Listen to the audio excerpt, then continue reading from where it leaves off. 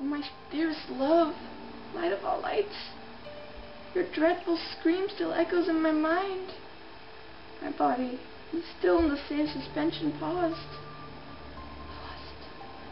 Why did I not then expire?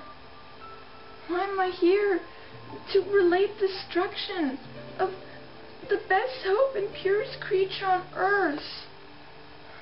She was there, lifeless, inanimate, thrown across the bed, her head hanging down, her pale, distorted features half covered by her hair.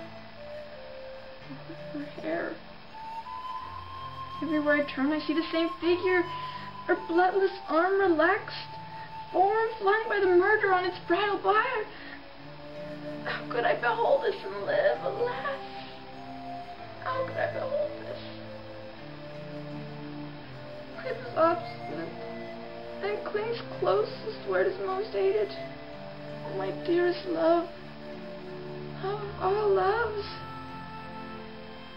My strength has left my knees as she lay there. The deadly languor and coolness of her limbs told me, though I now held in my arms, ceased to be Elizabeth, had ceased to be her whom I had loved and cherished. The breath had ceased to issue from her lips. We hunted that fiend across the country, yet my head whirled and my own soul seemed to leave. That fiend, that murderous fiend, once my greatest pride, now a damned fiend. He had snatched from me every hope of future happiness. No creature had ever been so miserable as I. And yet why? The villain, ensured the death of a child, William. The execution of a darling Justine. The murder of innocent Clerval, and lastly of my wife, my dearest wife, hope of my life. Now is a tomb, now is a tomb. By the sacred earth on which I kneel,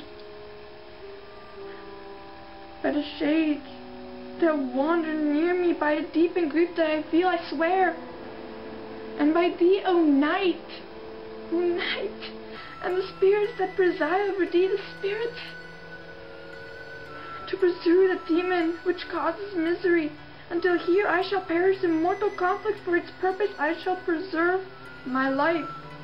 To execute this dear revenge, I will again behold the sun, and tread the green herbage of the earth, which otherwise should vanish from my eyes forever. I call upon you, spirits of the dead, and on you, wandering mistress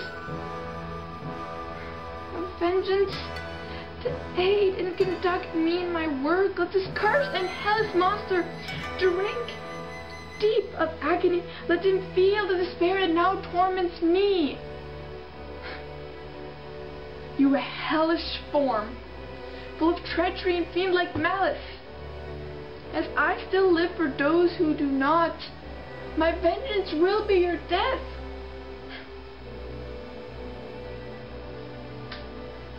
Soothing voice of my dearest Elizabeth, in conversation of Clerval, will be ever whispered in my ear.